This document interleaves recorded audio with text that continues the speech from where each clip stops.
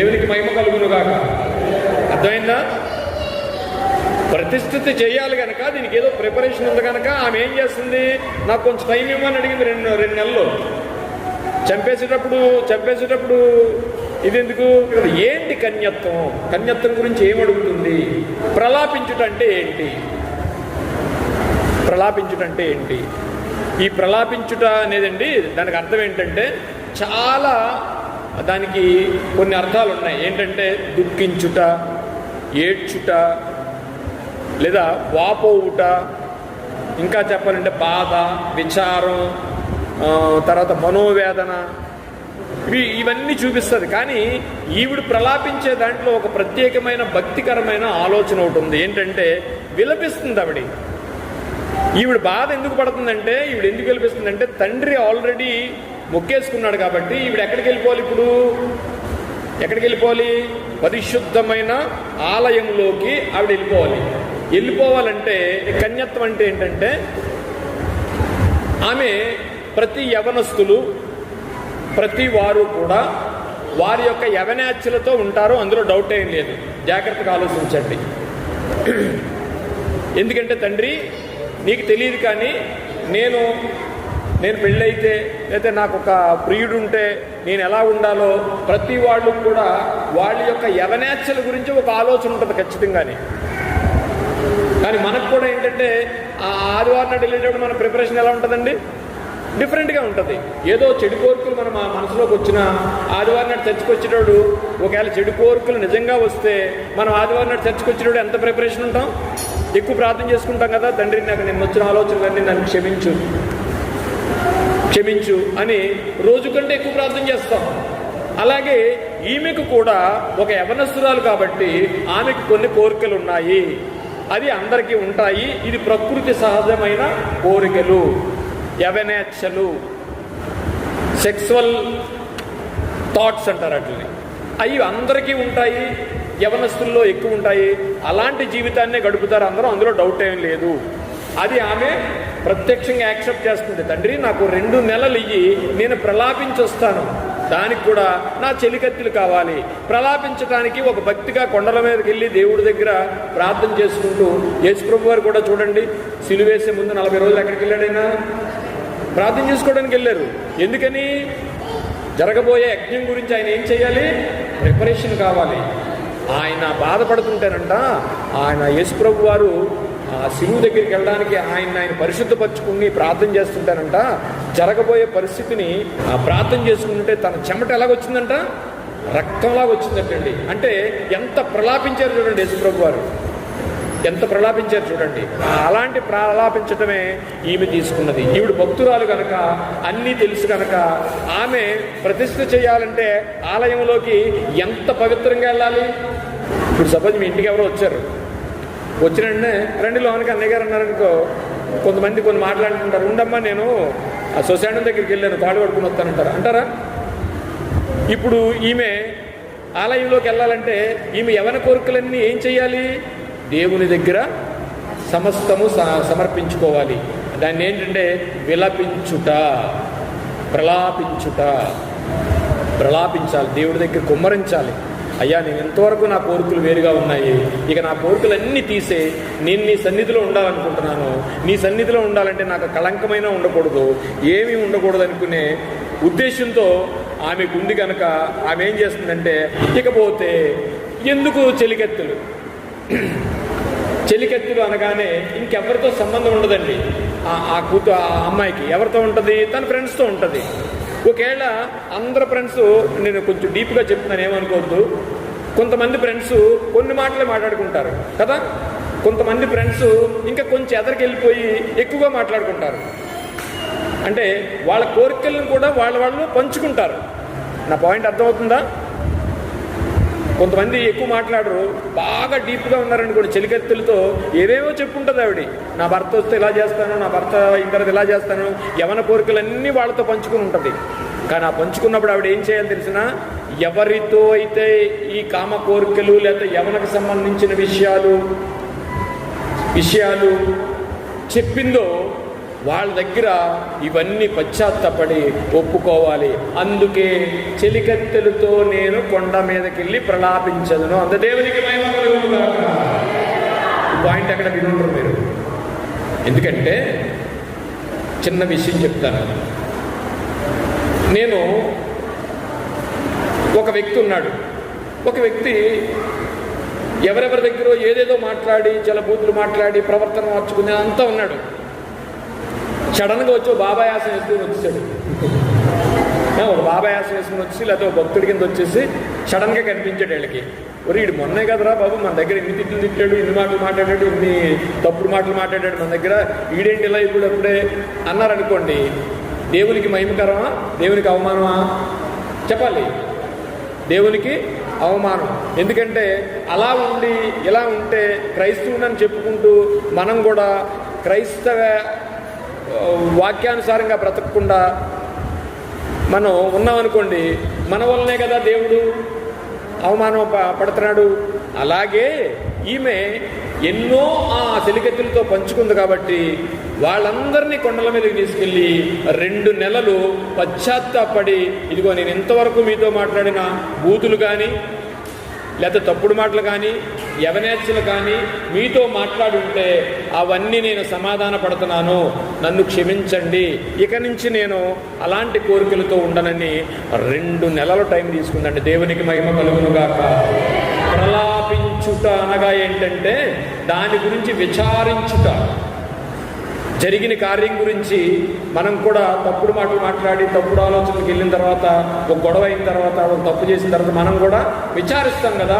విచారణ చేసుకుంటాం. తండ్రి నన్ను క్షమించయ్యా, నేను ఇలా మాట్లాడేశాను, అక్కడ అలా మాట్లాడేశాను, ఆ రోజు ఇలాగన్నాను, ఈ రోజు ఇలాగన్నాను, ఎన్నో ఆశలు నా దగ్గర ఉన్నాయి, ఇవన్నీ నాకు వద్దు, నీ దగ్గరికి వచ్చేస్తున్నాను తండ్రి అని అనుకునేటప్పుడు ఎంత ప్రిపరేషన్ కావాలి మనిషికి.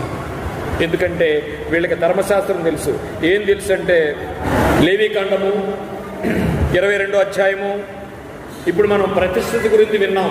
ప్రతిష్ఠిత చాలా ఉన్నాయి. రెండవది ప్రలాపించడానికి ఎందుకు చెలికత్తెలు తీసుకుని వెళ్ళింది అనేది కూడా అర్థమైంది కదా. ప్రలాపించడంలో ఉన్న ప్రత్యేకత ఏంటో మనకు అర్థమైందా? ప్రలాపించడం ఎందుకంటే దేవునితో సమాధాన పడటం, దేవుని దగ్గర దుఃఖించటం, వారికి ఉన్న సమస్తాన్ని దేవునికి అర్పించుకోవటం, వారికి ఉన్న చెడు కోరికలన్నీ విసర్జించడం, విడిచిపెట్టడం, దేవునితో సహవాసం చేయడానికి సిద్ధమవడం, ఇవన్నీ కూడా ప్రలాపించడంలో ఉన్న ప్రత్యేకమైన విషయాలు. పిల్లారా, ఆక్రందించడం కూడా అంటాం. ఆక్రందించడం అంటే ఎంతో వేదన. తండ్రి నేను ఇలా మాట్లాడాను, ఇలా చేశాను, అలా చేశాను, ఇవన్నీ నన్ను క్షమించు, ఇగో ఈ రోజు నుంచి నీ దగ్గరికి వచ్చేస్తున్నాను కాబట్టి నన్ను పవిత్రుని చెయ్యి అనే విషయం. ఈమె కూడా ఏం తెలుసు? ధర్మశాస్త్రం తెలుసు. ఎలా తెలుసు అంటే లేవీకాండము 22వ అధ్యాయం 20వ వచనం చదవండి.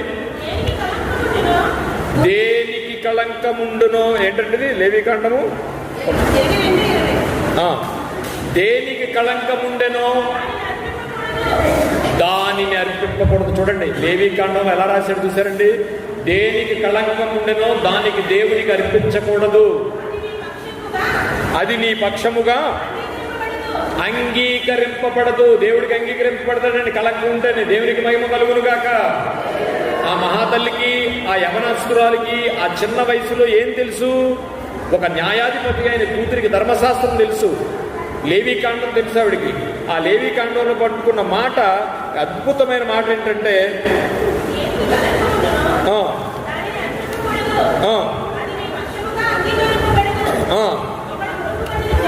చూడండి, దేనికి కళంకముండునో దానిని అర్పించకూడదు, అది మీ పక్షముగా అంగీకరింపబడదు. మీరు అర్పించిన అంగీకరింపబడదు.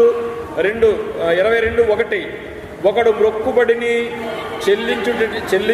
చెల్లించుటచే గాని స్వేచ్ఛార్పణమును అర్పించుటకే గాని సమాధాన బలిరూపముగా గోవునైనను గొర్రెనైనను మేకనైనను యెహోవాకు తెచ్చినప్పుడు అది అంగీకరింపబడినట్లు దోషము లేనిదై. ఏంటి ఆమెకి ఇవన్నీ తెలుసా? ఆమెకి ఇవన్నీ తెలుసండి. దేవునికి మహిమ కలుగునుగాక. ఎందుకు 2 నెలలు కొండ మీదకి చెలికత్తెలు తీసుకుని వెళ్ళిందంటే ఆమె కోరికలన్నీ దేవునికి విడిచిపెట్టడానికి. ఇగో ఇలా ఉంటే దేవుడు అంగీకరించడు. జాగ్రత్త నోట్ చేసుకోండి. ఇలా ఉంటే దేవుడు అంగీకరించడు. ఎంత చక్కటి లేఖనాలు చూశారండి. దోషము లేనిదై ఉండవలెను, దానిలో కళంకమేదియు ఉండకూడదు. ధర్మశాస్త్రం తెలిసిన ఆ భక్తురాలు, ఆ యవనస్తురాలు ఆ చిన్న వయసులోనే దేవునికి ప్రతిష్ట కాగాలి కనుక అలా ప్రిపరేషన్కై కొండ మీదకి వెళ్ళి ప్రలాపించుంటుంది. ప్రలాపించుటలో ప్రత్యేకత ఏంటి అర్థమైనప్పుడు అర్థమవుద్ది ఖచ్చితంగా. కాబట్టి చెలికత్తెలను కూడా తీసుకెళ్ళింది. ఎందుకంటే ఈ విషయాలన్నీ ఎన్నోసార్లు మాట్లాడుకుని ఉంటారు కదా, అందుకని అక్కడ తీసుకెళ్ళింది అంటామంటండి. చాలా మంది అండి అప్పట్లో పిల్లల్ని ఏం చేసేవారు తెలిసిన, పిల్లల్ని పెద్దవాళ్ళని కూడా ప్రతిష్ఠించేవారు, దేవుడికి మొక్కుకునేవారు. వాళ్ళ జీవితం అంతా అక్కడే ఉండేది. మొక్కుకున్న వారికి మనం చదువుకున్నాం, మనం ఎక్కడో ఒక వాక్యం. ఎందుకంటే చాలామంది స్త్రీలు ఆ ఆలయంలో ఉన్నారని ఒక వాక్యాన్ని చదువుకున్నాం మనం. అంటే చాలా మీకు ఎగ్జాంపుల్ కూడా చెప్పాను. ద్వితీయోపదేశకాండము 23వ అధ్యాయము 21వ వచనం. ద్వితీయోపదేశకాండము చాలా ఆలోచించాలి ప్రియులారా. ఎందుకంటే ప్రతి వాక్యము దేవుడు స్పష్టంగా రాయించాడు కనుక. 23వ అధ్యాయము 21వ వచనం ఏంటట? ధర్మశాస్త్రంలో ఏముందండి? నీవు నీ దేవుడైన యెహోవాకు మొక్కుకొనిన తరువాత మొక్కుబడిని చెల్లించుటకు నీ దేవుడైన యెహోవా ఎలాగైనా సరే దేవుడు రాబట్టుకుంటాడట. నువ్వు ఒకవేళ మొక్కుబడి చేసేసి, నాన్న నువ్వు మొక్కుబడి చేసుకుని ఇంకెవరు లేదనుకుని ఒకవేళ నాకు ఇవ్వకూడదు అనుకున్నావేమో. ఎందుకంటే నువ్వు నీ మాట నుంచి వచ్చిన మాట ప్రకారం చెల్లించి. ఎందుకంటే దేవుడు ఏదో విధంగా రాబట్టుకుంటాడు నీ దగ్గర నుంచి నువ్వు మొక్కుకున్నావు అంటే. చూసారు, అర్థమవుతుందమ్మా మీకు? దేవుడట మొక్కుకున్న తర్వాతట నీ పెదవి నుంచి వచ్చింది కాబట్టి అది ఒకవేళ నువ్వు తీర్చకపోయినా, నా గురించి నా ప్రేమతో నన్ను నువ్వు వద్దని అనుకున్నా ఖచ్చితంగా దేవుడు తన మొక్కుబడిని చెల్లించుకుంటాడు అని చెప్తుంది. తర్వాత అది నీకు పాపమగును ధర్మశాస్త్రం చెప్తుంది. తల్లికి ధర్మశాస్త్రం తెలుసు. నీవు మొక్కుకొనిన ఎడల పాపం ఉండదు. చూసారండి, నీ పెదవులు, ఇది ధర్మశాస్త్రంలో రాశాడండి. ఆ ధర్మశాస్త్రంలో రాసిన విషయాన్నే ఈమె ఇక్కడ సంబోధించిన. తండ్రి నువ్వు నీ పెదవులతో మొక్కుకుంటివా అన్నదా? అదే మాట ఇక్కడ మాట్లాడుతుంది కదండి. ధర్మశాస్త్రంలోనే ఏముంది? నీ పెదవుల నుండి బయలుదేరిన మాటను నీ దేవుడైన యెహోవా మొక్కుకొనిన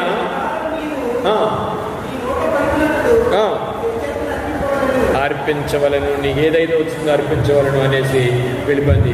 ఇప్పుడు ప్రలాపించుటలో ఉన్న పరమార్థం కూడా ఏంటంటే, ఎందుకు ప్రలాపించాలంటే ఆమె యవన కోరికలన్నీ తీర్చేసుకోవాలి, అవన్నీ దేవునికి అప్పచెప్పాలి.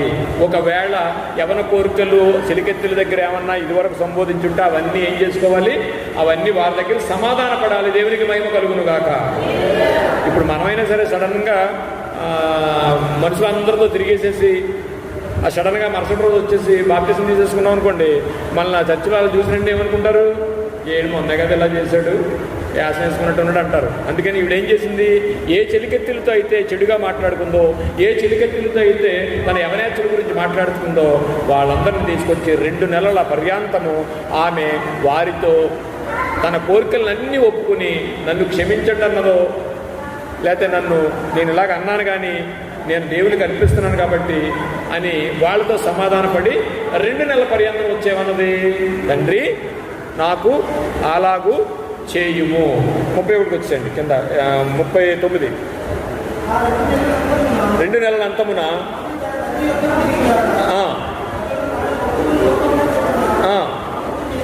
ఆమెకు చేశాను. ఏమండి ఇంకెక్కడ మనకి ఎలా ఉందండి? ఆమె మొక్కుకున్న మొక్కుబడి ప్రకారం మనకు 2 తీసుకోవాలని ఇందులో. ఈ 2 చూసి ఏది 29, 30లోనేమో మొక్కుబడి మొక్కేసుకున్నాడు. ఈ 39లోనేమో అలాగు చేసినని ఉంది. ఈ 2 వాక్యాలు ఆయన బలిచ్చినట్టే ఉంది. ఇప్పుడు ఆమె బ్రతికిందా బ్రతకలేదా ఒక్కసారి చూద్దాం. చాలామంది నుండి మీకు ఒక విషయం తెలియాలి. ఎందుకంటే ఎందుకు ప్రతిష్ఠ చేసేవారు తెలుసండి? యోబు గ్రంథంలో ఒక మాట ఉంటుంది, ఒక్కసారి చూడండి. యోబు గ్రంథం 31వ అధ్యాయం 1వ వచనం. చాలా డీప్ వర్డ్ ఇది. యోబు గారు అన్నారండి ఇక్కడ, నేను నా కన్నులతో నిబంధన చేసుకుంటుని, కన్యకను నేను ఎలాగ చూదును. ఏమండి, యోబు గారికి అవసరం అండి ఈ మాట? యోబు గారికి అవసరమా? ఎందుకన్నాడో తెలుసండి ఆ మాట ఎందుకన్నాడో తెలిసిన? ఆది కాండంలో 3వ అధ్యాయం 15వ వచనంలో దేవుడు ఒక ప్రవచనం మాట్లాడాడు. నీకును స్త్రీకిని, చాలా జాగ్రత్తగా ఆలోచించండి, నీకును స్త్రీకిని, చాలా నీకును స్త్రీకిని అని ఎప్పుడైతే అన్నారో ఆ విషయం అర్థమైపోయింది. ఆ తర్వాత యెషయా గ్రంథంలోకి వచ్చేటప్పటికి యెషయా గ్రంథంలో ఏముంటుందండి? యెషయా గ్రంథంలో రాసింది కన్యక గర్భవతి అయి. What wonderful. మీకు అర్థమైందా? చాలా జాగ్రత్తగా ఆలోచించండి, చిన్న టర్నింగ్ పాయింట్ మనకి. కన్యక గర్భవతి అయిన రాశాడా? కుమారుని కనునని రాశాడా? కన్యక గర్భవతి అయి కుమారుని రాశాడు. రాసినప్పుడు అటండి ఇశ్రాయేలీయుల చరిత్రలోకి వెళ్ళిపోతే కన్యక గర్భవతి అయి కుమారుని కంటానని చాలామంది తల్లిదండ్రులు అంట ఆ పిల్లలకి పెళ్లిళ్ళు చేయకుండా కన్యగానే దేవునికి ప్రతిష్ఠ చేసేవారట. దేవునికి మహిమ కలుగును గాక. ఎందుకు చేసేవారు? క్రీస్తు నా కూతురు గర్భాన్ని పుడతాడేమో అని ఆ పిల్లలకు పెళ్లిళ్ళు చేసేవారు కదట. అంటే కన్యక అంటే ఇప్పుడు ఏంటి? ఎవరికి పుడతాడో తెలియదు. అందుకని యోబు గారు కన్యకను చూడడానికంటే ఆడపిల్లలు, మన తెలుగులో మాట్లాడుకుంటే అచ్చు భాషలో నేను ఆడపిల్లను చూసుకుంటా నేను నిబంధన చేసుకున్నానని ఎందుకంటాడండి యోబు? కామన్గా నేనే ఉన్నాను, నేను ఆడపిల్లలను చూడను అని నిబంధన చేసుకున్నానని అన్నాను అనుకోండి, ఇదే కొత్తగా మాట్లాడుతున్న సూత్రం అని అడుగుతారు మీరు. కానీ ఆ రోజు యోబు గారు ఎందుకు మాట్లాడారు తెలుసండి? కన్యక అనే కన్యకలను అంటండి చూసేవారు కాదటండి. ఎందుకంటే ఎవరు మొక్కుకున్నారో తెలియదు, ఎవరు కేసు పుడతాడో తెలియదు. అందుకని కన్యకలకి చాలా విలువ ఉండేదటండి అక్కట్లో. ధర్మశాస్త్రం తెలిసిన వాళ్ళు, దైవికంగా ఉన్నవాళ్ళు కన్యలను చూసి, యవనస్తులను చూసి తప్పుగా మోహపు చూపు కూడా చూసేవారు కదటండి. దేవునికి మహిమ కలుగును గాక. ఎందుకని ఆ కాలంలో మరియకు పుట్టే ముందు ధర్మశాస్త్రంలో పాత నిబంధనలో తన పిల్లలను కన్యక గర్భవతి అయి కుమారుని కంటది సర్వోన్నతుడైన దేవుడే తన కుమారుడుగా పుడతాడనే ఉద్దేశంతో అప్పుడున్న ఇశ్రాయేలీయుల సాంప్రదాయాలు ఏం జరిగిందంటే పిల్లల్ని అలా ఉంచేవారటండి పెళ్లిళ్ళు చేయకుండా. అర్థమవుతుంది కదా మీకు? పెళ్ళిళ్ళని అలా ఉంచేవారండి. ఎందుకు? ఆ క్రీస్తు నా బిడ్డ కడుపును పుడతాడేమో, నా బిడ్డ కడుపును పుడతాడేమో అని. చాలామంది కూడా వారంతటి వాళ్లే ప్రతిష్ఠించేసుకునేవారట.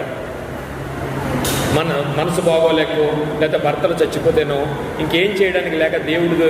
మీకు ఒక చిన్న విషయం చెప్తాను చూడండి. లూకా సువార్త 2వ అధ్యాయము 36వ వచనం. ప్రతిష్ఠిత గురించి చెప్తున్నాను ఎలా ఉంటుందో. మీకు ప్రతిష్ఠిత అర్థమైంది, ప్రలాపించుట కూడా అర్థమైంది. ప్రలాపించుటలో ఉన్న పరమార్థం ఏంటంటే ఇదిగో యవనేచ్ఛల నుంచి బయటపడడానికి ఆవిడ సరిగత్తులను తీసుకుని వెళ్ళింది. ఇప్పుడు నేను ఏం చెప్పబోతున్నానంటే ఒక ఎగ్జాంపుల్ చెప్పబోతున్నాను మీకు.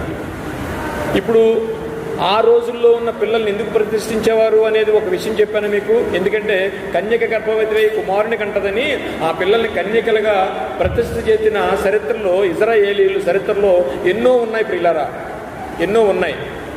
ఒక వివాహమైన ఆవిడే ఎన్నాళ్ళు దేవుడి దాంట్లో పనిచేసిందో మీకు తెలియాలనుకుంటే లూకా సువార్త 2వ అధ్యాయం 36వ వచనం 37వ వచనం చదవండి. మరియు ఆషేరు గోత్రికురాలును అన్నాను ఒక ప్రవక్తయుండెను. చూడండి, ఆమె ప్రవక్త.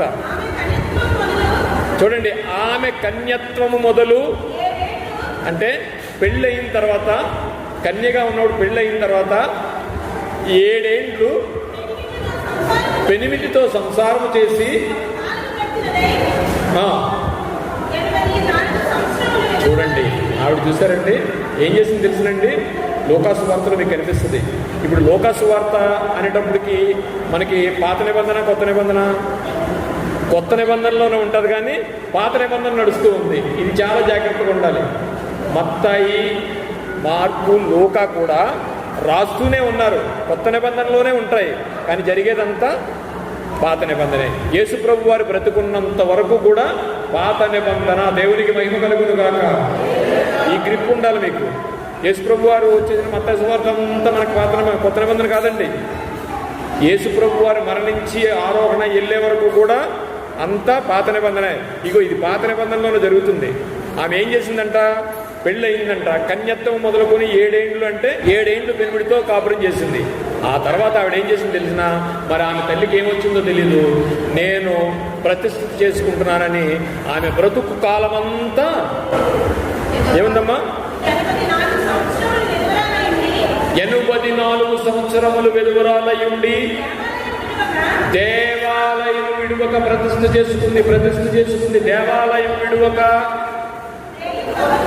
రేయింబవలు, చూడండి ఎంత హార్డ్ వర్క్ చేస్తుందో. రేయింబవలు ఉపవాస ప్రార్థనలతో రేయింబవలు సేవ చేయించుండను. 80 సంవత్సరాలటండి ఆలయంలో ఉండిపోయిందటండి. దేవునికి మహిమ కలుగును గాక.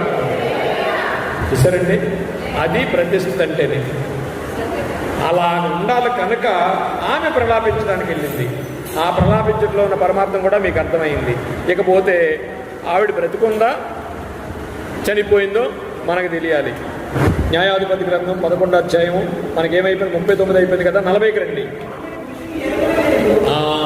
ఆమె పురుషుని ఎరిగినే లేదు అంటే బలిచ్చేసాడు అనుకోండి, చచ్చిపోయింది అనుకోండి. ఆవిడ పురుషుని ఎరిగిందో లేదో రాయడం ఎందుకు అక్కడ? మీకు అర్థమైందండి పాయింట్. 40వ వచనంలో మొదటి మాటలో ఆమె పురుషుని ఎరుగునే లేదు అంటే చంపేస్తే రాస్తారా, బ్రతికుంటే రాస్తారా మాట చెప్పండి? చంపేశాడండి, దహన బలి ఇచ్చేశాడు. ఆమె అనుకున్నట్టే చేసాడు, దహన బలి చేసాడు. ఈ 40వ వచనంలో మొట్టమొదటి రోజున ఏం రాశాడు?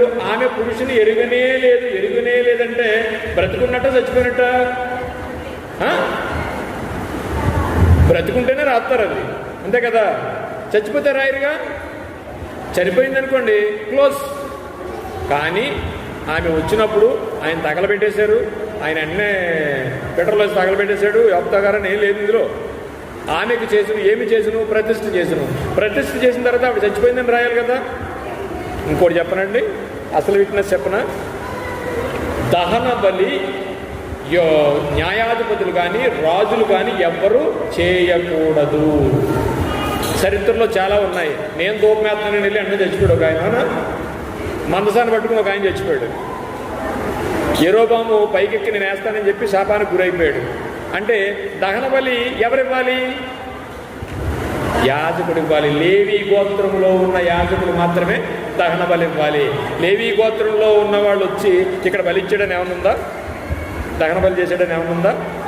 రెండోది, ధర్మశాస్త్రం రాకముందు దహన బలి ఎవరికి వాళ్ళు కట్టి చేసేవారు. ఉదాహరణకు అబ్రహాము గారు దహన బలికి దేవుడు ఎక్కడికి వెళ్ళమన్నాడు? మోరేబు కొండ మీదకి వెళ్ళమన్నాడు. మోరేబు కొండ మీదకి వెళ్ళి చేయమన్నాడు. నోవా కాలంలో జలప్రళయం అంతా అయిపోయిన తర్వాత నోవాకి ఏం చేశాడు? వాడిని సిద్ధపరిచాడు. అయిపోయింది, 50 రోజులు అయిపోయింది. వచ్చిన తర్వాత ఏం చేశాడు? దహన బలి అర్పించాడు. పరిశుద్ధమైన దహన బలి కొన్ని జంతువులు తీసుకొచ్చి అర్పించాడు. అక్కడ కూడా ఎక్కడ పెడితే అక్కడ అర్పించవచ్చు. కానీ ధర్మశాస్త్రం న్యాయాధిపతుల గ్రంథానికి వచ్చేసింది. ధర్మశాస్త్రం వచ్చినప్పుడు బలులు ఎక్కడ అర్పించాలి? ఆలయంలో అర్పించాలి. అందుకనే మొన్న మనం చదువుకున్నాం, సొలొమోను గారు 10,000 ఎద్దులను తన యెరూషలేములో దేవాలయం దగ్గర అర్పించను. ఒకవేళ దహన బలి ఇవ్వాలనుకోండి, నెంబర్ 1 యొప్తా గారు ఇవ్వకూడదు. ఇట్ ఈస్ క్లియర్, అర్థమైందా? దహన బలే చెయ్యాలనుకోండి, యొప్తా గారు ఇవ్వకూడదు. ఎవరివ్వాలి? యాజక వంశంలో ఉన్న లేవీయులు వచ్చి దాన్ని దహన బలి చేసి కార్యక్రమం చేయాలి. ఇక్కడ ఏమైనా రాశాడు అలా చేసినట్టు? లేదు. నెక్స్ట్, ఆమె పురుషుని ఎరుగనే లేదు అంటే బ్రతికుంది కనుక తన ఉన్న కాలం అంతా పురుషుని ఎరగలేదు. ఎలా తెలుస్తుంది మనకి? అన్నాన్ని బట్టి తెలుస్తుంది. అన్న ఏముందండి? తన బ్రతుకు కాలమంతా ఆలయంలో 80 సంవత్సరాలు సేవ చేస్తూ బ్రతికింది. వండర్, అర్థమైపోయింది మీకు? సేవ చేస్తూ బ్రతికింది. ఈమె కూడా ఏం చేస్తుంది? ఎప్పుడైతే దహన బలి కాదది ప్రతిష్ఠ చేశాడో ఆమె కూడా అంటే పురుషుని ఎరగలేదని ఎందుకు చేశాడంటే అండి, ఎంతమంది ఫెయిల్యూర్ అయిపోతారు కదండి. ఇగో నేను భక్తురాలని చెప్పుకుంటాం, తప్పులు చేస్తాం. అలా చేయలేదట ఈవిడి. అంటే ప్రతిష్ఠ చేసిన తర్వాత ఆమె పురుషుని ఎరుగనే లేదంటే ఆమె ఆలయాన్ని రాలేదు, ఈ పురుషుని గురించి అసలు ఎప్పుడు చేయలేదు అనే దాన్ని మెన్షన్ చేశాడు. ప్రియులారందరూ దేవునికి మహిమ కలుగును గాక. ఆమె పురుషుని ఎరిగనే లేదంటే చచ్చిపోయిందనా బతికిందనా? చెప్పట్లేదు, చెప్పాలి. బ్రతికే ఉంది అంటే దహన బలి ఇవ్వలేదు. నెంబర్ 1 దహన బలి యెఫ్తా గారు ఇవ్వడానికి లేదు, దైవజనులు వచ్చి ఇవ్వాలి. అది కూడా లేవీకాండంలో లేవీయుల్లో యాజకుడు వచ్చి ఇవ్వాలి. నెంబర్ 1 అదేమి రాయలేదు. 40వ వచనంలో మొదటి వచనంలో ఆమె బ్రతికినట్టే ఉంది, ఎందుకంటే ఆమె పురుషుని ఎరుగనే లేదు. ఎదుగుతుందా? పురుషుని ఎరుగనే లేదు. నెక్స్ట్ ఇప్పుడు తర్వాత మాట చూద్దాం. ప్రతి సంవత్సరమున ఇజ్రాయేలీల కుమార్తెలు 4 దినములు, చాలా జాగ్రత్తగా ఆలోచించండి. ఏం రాశాడంటే ప్రతి సంవత్సరమున ఇజ్రాయేలీల కుమార్తెలు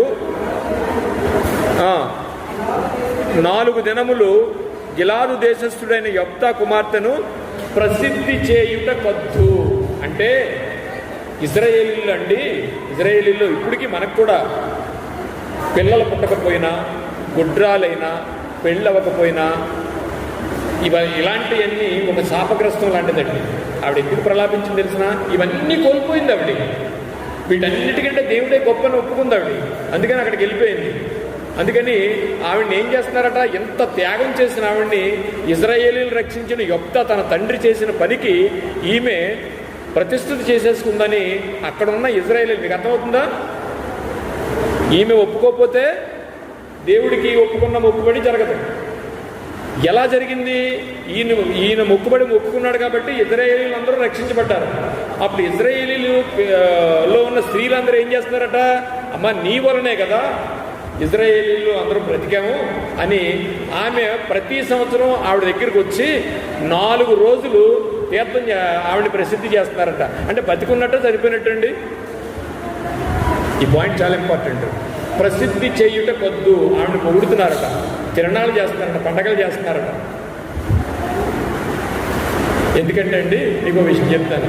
పాత నిబంధనలో అనేక పండగలు ఇప్పటికీ కూడా చెయ్యకూడదని తెలిసినా చాలామంది చేస్తున్నారు. I'm right? పర్ణశాల పండుగలని, ఆ పండుగలని, ఈ పండుగలు చేస్తున్నారు కదా. మరి యెఫ్తా కుమార్తె ఈయన కుమార్తె అప్పుడే దహనబలి అయిపోతే ఆవిడ గురించి పండగలు చేయరండి. ఇప్పుడు ఎక్కడా కూడా యెఫ్తా కుమార్తె గురించి ఆమె చనిపోయిన పండగ చేయడం కానీ ఏది ఏ గ్రంథంలో కూడా ఎక్కడ రాయలేదండి. 4 సంవత్సరానికి 4 సార్లు 4 రోజులు ఏం చేస్తున్నారంట? ప్రసిద్ధి చేయుట కద్దు. ఎందుకంటే బ్రతుకుంది కనుక ఆమెకు ఒక చక్కటి ఇది చేస్తున్నారు. ఎందుకు? అందులో చిన్న ఉదాహరణ చెప్తాను. అలాంటి వాళ్ళ దగ్గరికి వచ్చి ప్రార్థనలు చేయించుకుంటారు. అమ్మ నువ్వు ఇంత గొప్పగా త్యాగం చేసావు, ఇజ్రాయేలును రక్షించిన యెఫ్తా కుమార్తె, నువ్వు మొత్తం దీనంతటికీ ఇజ్రాయేలీల్లో ఒక స్త్రీ కింద నువ్వు నిలబడ్డావు కనుక అని ఆమె గురించి 4 రోజులు ఉత్సవాలు చేసేవారట. ప్రసిద్ధి చేయుట కొద్దంటే ఆమెని ప్రసిద్ధి చేసేవారు, ఆమెను గొప్ప చేసేవారు. అంటే ఇప్పుడు ఉన్నట్టు చనిపోయినట్టు ఆవిడ ఉంది. ఒకవేళ చనిపోతే ఏం చేస్తారో కూడా చెప్తాను మీకు. కొత్త నిబంధనలో అపోస్తుల కార్యములు 8వ అధ్యాయము 2వ వచనం. అంటే చనిపోయిన వాళ్ళు ఏం చేస్తారో చెప్తారు మీకు.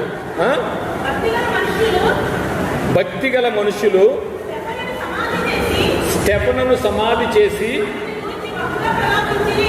ఏంటి ప్రలాపించారా? ప్రసిద్ధి చేశారా? చనిపోతే ఏం చేస్తారండి? ప్రలాపిస్తారు. మీకు అర్థమైందా? చాలా ఇంపార్టెంట్. ఆఖరి నోట్ చేసుకోండి. స్టెఫెను చనిపోయిన తర్వాత భక్తిగల కొంతమంది ఆయన ఫ్రెండ్స్ చాలామంది ఏం చేశారట? ప్రలాపించారట. ప్రలాపించడం అంటే ఏడవడం. ఎందుకంటే వాళ్ళు అయిపోయింది, అక్కడ చనిపోయాడు. చనిపోయిన తర్వాత ఇక్కడేంటి? ప్రసిద్ధి చేస్తున్నారు. ప్రసిద్ధికి ప్రలాపించుడికి తేడా ఏంటి? అక్కడ ప్రలాపించడం చూసాం, ప్రలాపించడం దుఃఖపడ్డాం. వీళ్ళందరూ ఏం చేస్తున్నారు? దుఃఖపడుతున్నారు. కానీ అక్కడ ఆమెను ఏం చేస్తున్నారు? ప్రసిద్ధి చేస్తున్నారు. ప్రియా దేవుని సంగమా, యెఫ్తా తన కూతుర్ని బలిచ్చాడా, దహన బలిచ్చాడా అంటే ఇవ్వలేదు. స్పష్టంగా మీకు అర్థమైంది అనుకుంటున్నాను. రెండవది, ఒకవేళ ఇస్తే దేవుడు అంగీకరిస్తాడా? అంగీకరించడు. ఒకవేళ యెఫ్తా లోకభూయిష్టమైన మొక్కుగా ఆయన మొక్కుకుంటే ఆయన పరిశుద్ధాత్మతో నిండిపోయి ఉన్నాడు. రెండు, లోకభూయిష్టంగా అయిందిగా మొక్కుకోవడానికి ఆయన ఏమి తక్కువగా ఏమీ లేదు. అక్కడ మంచి వర్డ్ను ఉపయోగించాడు, ప్రతిష్ట మరియు దహన బలి. అంటే ఏమొస్తాయో తెలుసు ఆయనకి, ఏమొస్తే ఏం చేయాలో కూడా తెలుసు. కళంకం లేనిది ఇవ్వాలని తెలుసు, కూతురికి తెలుసు ధర్మశాస్త్రం. వీళ్ళందరికీ అర్థమైంది, కానీ క్రైస్తవ ప్రపంచానికి అర్థం కాలేదు. అర్థమైనంత మాత్రం మనం గొప్పవాళ్ళం కాదు, కానీ దేవుడు తన యందు ఆసక్తి కలవారికి, తన యందు భక్తి కలవారికి దేవుడు తన మర్మములను తెలియజేస్తాడు. అలాగే మీ అందరికీ దేవుడు కొన్ని విషయాలు తెలియజేశాడు. బహుశా 4 వారాలు చెప్పుకున్నాము, ఇన్ని రోజులు ఎవరు చెప్పుకోరేమో. ఎందుకంటే క్షుణ్ణంగా అర్థం అవ్వాలని ఈ 4 వారాలు తీసుకున్నాం. మీకు చక్కగా అర్థమైందని నేను అనుకున్నాను. ప్రతి లేఖనాన్ని మీరు రాసుకోండి. అర్థమైందా? అంటే ప్రతి వచనానికి చరిత్ర ఉంటుంది ప్రియులారా. అందుకని మీకు ఈ విషయం చాలా క్షుణ్ణంగా దేవుని కృపను బట్టి అర్థమైందని అనుకుంటున్నాను. దేవుడు ఆయన వినికిడిలో ఈ వాక్యాన్ని దీవించునుగాక. మీ అందరికీ ఓపికతో విన్నందుకు, వాక్యాన్ని ప్రేమించి నన్ను కూడా పిలిచినందుకు మీ అందరికీ ధన్యవాదాలు చెల్లించుకుంటూ, దేవునిలో అందరూ వర్ధిల్లాలని, దేవుని చిత్తమైతే మరొక అంశంతో మనందరం కలుసుకోవడానికి దేవుడు మనకి కృపను అనుగ్రహించాలని ఈ చిన్న అవకాశాన్ని ఇచ్చిన దైవజనులకు, అలాగే నడిపిస్తున్న వీరబాబు గారికి, ముఖ్యంగా ఓపికతో వింటున్న మీకు నా హృదయపూర్వక ప్రేమపూర్వక వందనాలు తెలియజేసుకుంటూ, ఈ రోజుతో యెఫ్తా తన కుమార్తెను బలిచ్చాడా, ఇస్తే దేవుడు అంగీకరిస్తాడా అనే విషయాన్ని మనం క్షుణ్ణంగా లేఖనాధారాలతో తెలుసుకున్నాం. కాబట్టి దేవుడు ఆయన వెనుకల్లో వాక్యాన్ని దీవించుగాక. ఆమేన్. చిన్న ప్రార్థన చేసుకుంటాం. పరిశుద్ధుడా, ప్రేమగల తండ్రి, మహోన్నతుడా, మీకు స్తోత్రాలు. ఆయన ఇక గతించిన కాలంలో ఆయన 4 వారాలు నీ కృపలో భద్రపరిచి, మరి ఎందువలన ఎందు నిమిత్తము ఈ వాక్యాన్ని మీరు అల్పుడనైనా నా చేత చెప్పించాలనుకున్నారో నాకు తెలియదు. ఆయన సమయము నీది, స్థలము నీది, నేను మీ వారం తండ్రి. చక్కటి అవకాశాన్ని ఇచ్చి ఈ 4 వారాలు పిల్లల్ని బైబిల్ క్లాస్గా నడిపించి, ఆయన మాకు విషయాలు అయితే తెలియదు, మీరే మీ నోటి కోరుగా ఉండి మమ్మల్ని నడిపించినందుకు మీకు కృతజ్ఞతాస్తుతులు చెల్లిస్తూ, పిల్లలందరూ విన్న వాక్యాన్ని నాయన చక్కటి నెమరు వేసుకుని మరలా మరొక అద్భుతమైన ఆత్మీయమైన చక్కటి వాక్యంలో మమ్మల్ని ప్రవేశపెట్టడానికి మీరు కృప చూపమని, విన్న ప్రతి వాక్యాన్ని పిల్లలు ఆయన వారి యొక్క జీవితాలకు అన్వయించుకుని లేఖనము నిత్య జీవం కలగలుగా నువ్వున్న లోకానికి రావడానికి కృప చూపి నడిపించమని ఈ చిన్న ప్రార్థన యేసు వారి ప్రశస్తమైన నామంలో మిక్కులు విని తండ్రి. ఆమేన్. అందరికీ వందనాలమ్మా.